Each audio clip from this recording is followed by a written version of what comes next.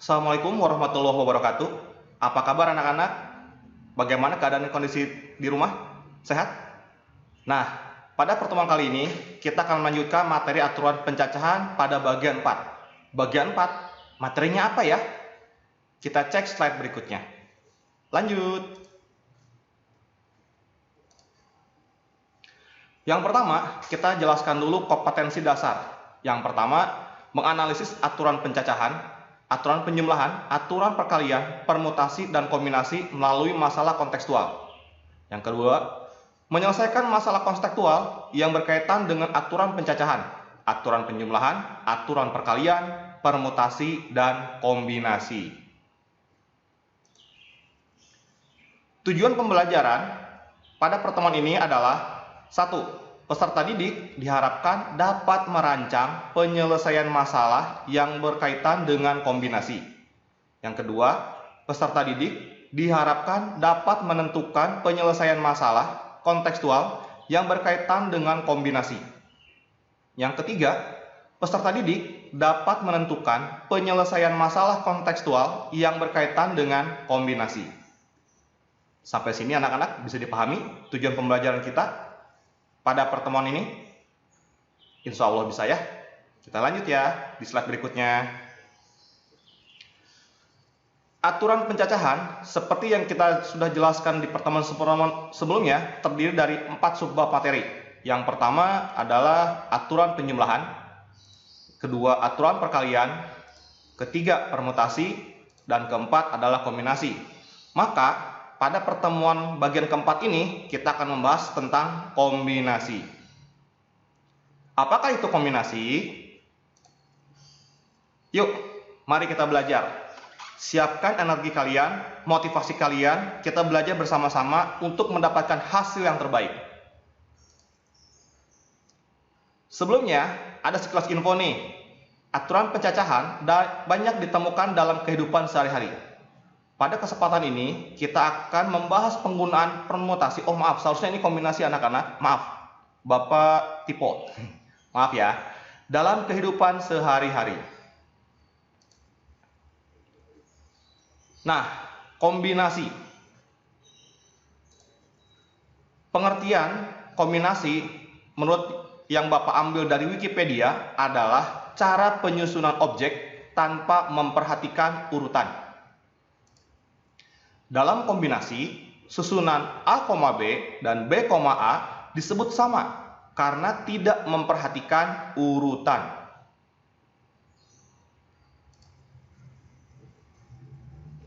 Bentuk umum kombinasi R unsur dari N unsur yang tersedia adalah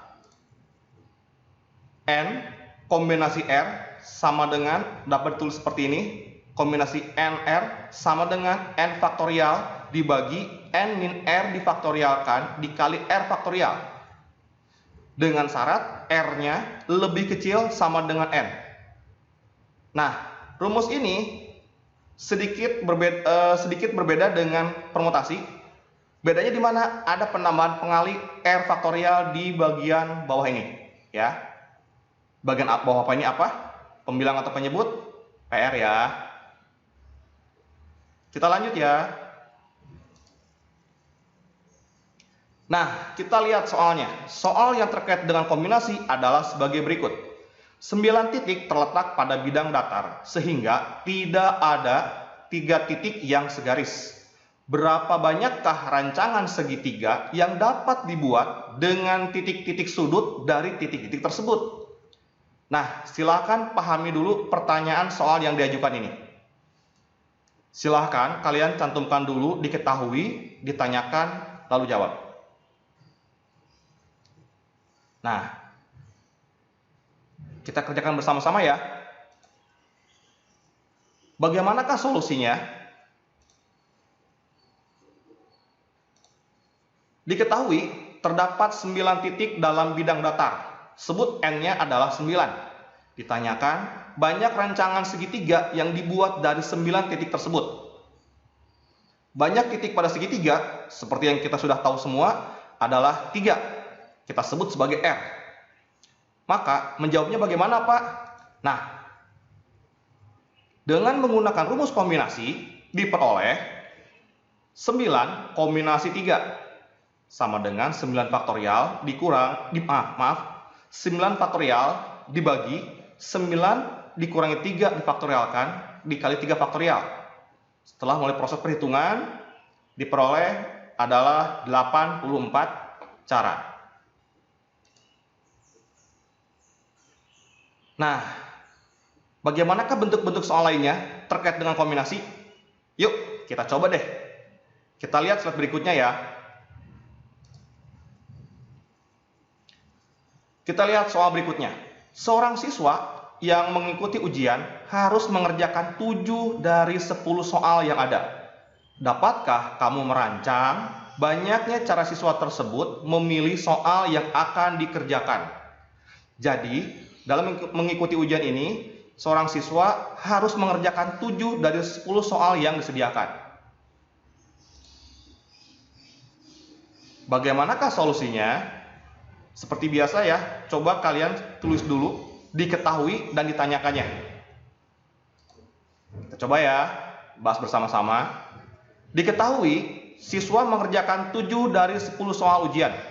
Ditanyakannya, rancangan banyaknya siswa mengerjakan soal. Kita jawab bersama-sama ya. Untuk menghitung banyak cara memilih soal yang akan dikerjakan, 7 soal dari 10 soal yang ada. Dan 7 soal yang dikerjakan itu tanpa syarat, artinya soalnya bebas, nomornya bebas dikerjakan. Yang penting 7 soal dari 10 soal yang ada. Nah, artinya di sini nomor urutan soal tidak diperhatikan. Maka dengan menggunakan rumus kombinasi seperti ini, kita lihat N-nya berapa anak-anak? Nah, N-nya adalah 10 dan R-nya adalah 7. Dengan menggunakan perhitungan kombinasi, 10 kombinasi 7 sama dengan 10 faktorial dibagi 10 kurangi 7 difaktorialkan dikali 7 faktorial sama dengan 10 kali 9 kali 8 kali 7 faktorial dibagi 7 faktorial kali 3 kali 2 kali 1. Oh, ini Bapak maaf, terlewat sama dengannya nih. Seharusnya sama dengan ya, sama dengan 10 kali 9 kali 8 lalu dibagi 6. Hasilnya adalah 120 cara. Jadi, banyaknya rancangan siswa mengerjakan 7 dari 10 soal ujian yang wajib dikerjakan adalah 120 cara. Sampai sini, anak-anak bisa dipahami? Bisa diikuti? Mudah-mudahan bisa ya. Saya yakin kalian bisa. Tetap optimis.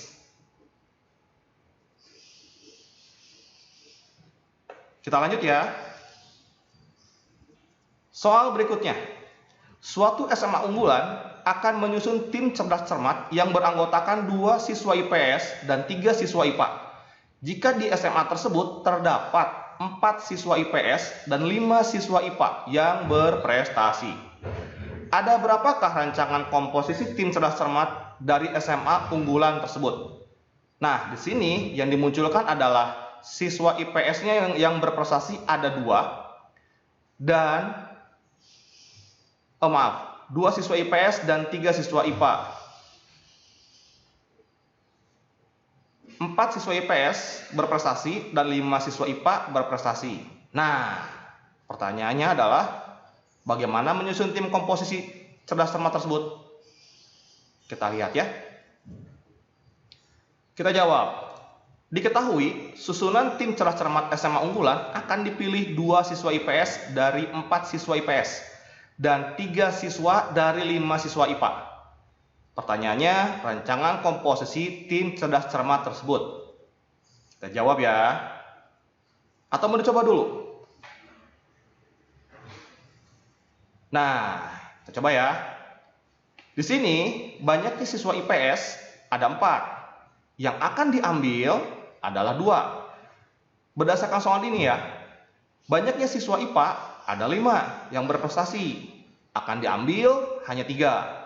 Dengan menggunakan kombinasi, karena IPS dan IPA itu beda program studi, maka dengan menggunakan kombinasi diperoleh 4 kombinasi 2 dikali 5 kombinasi 3. Nah,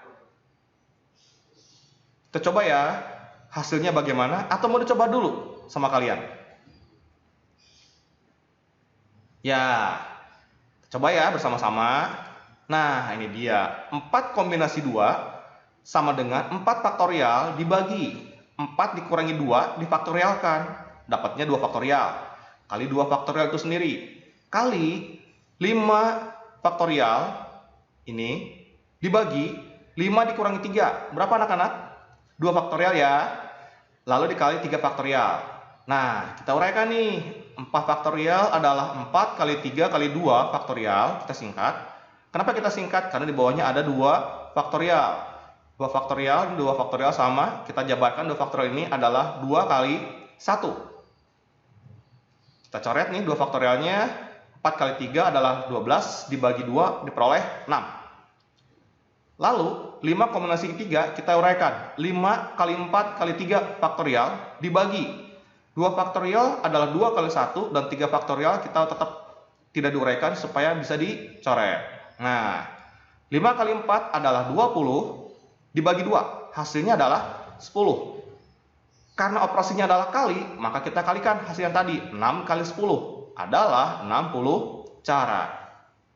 Jadi, banyaknya rancangan komposisi tim cerdas cermat tersebut sebanyak 60 buah cara. Sampai di sini bisa diikuti anak-anak? Bisa dipahami? Ya. Oke. Kita lanjut ya. Oh, ternyata soalnya cukup segitu dulu ya. Nah, Bapak ucapkan selamat belajar. Silahkan dibaca-baca kembali slide-slide sebelumnya. Tetap semangat, jangan pantang menyerah, jangan putus asa, pantang menyerah. Dan saya yakin, Bapak yakin kalian bisa mengerjakannya dengan baik dan benar. Atas perhatiannya, Bapak ucapkan terima kasih. Wassalamualaikum warahmatullahi wabarakatuh.